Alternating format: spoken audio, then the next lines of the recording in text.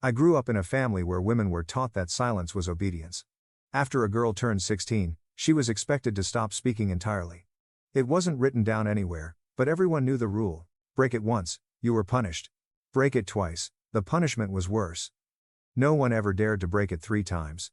Men in my family treated women's silence like a status symbol. At gatherings, they bragged about how long their wives or daughters had gone without speaking. The quieter the house, the more respected the man.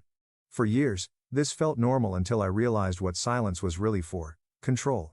I was different. I loved talking, laughing, singing. I knew that if I followed their rules, my life would disappear the moment I turned 16. Then, in 7th grade, everything changed. We were required to take a foreign language, and I chose American Sign Language. My parents didn't object because it wasn't real speech. What they didn't know was that ASL would become our lifeline. I started secretly teaching my younger cousins how to sign. We practiced while washing dishes, hiding our hands in soapy water. We invented warning gestures. Soon, 12 girls between the ages of 9 and 15 were fluent in a language the men couldn't understand. For the first time, we could talk freely. Everything collapsed at a wedding. My 15-year-old cousin was being married to a 65-year-old man. During the ceremony, her 11-year-old sister caught my eye and signed 3 words that shattered me: "He hits her." She showed me bruises. As the final vows began, something in me snapped. I stood up and spoke out loud.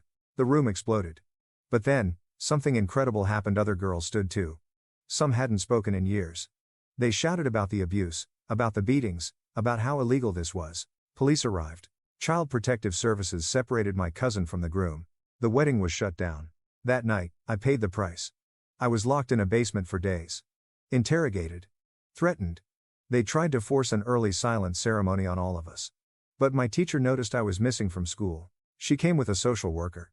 When I secretly signed help, everything changed. Investigations followed. Abuse was exposed. Forced marriages unraveled.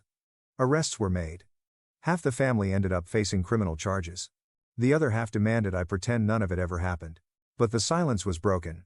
Women who hadn't spoken in decades found their voices. Girls escaped marriages. Traditions that survived on fear began to die. 2 years later, my cousin is safe, in school, planning her future. They say I destroyed the family. The truth is, I exposed what silence had been hiding and gave a generation of girls their voices back.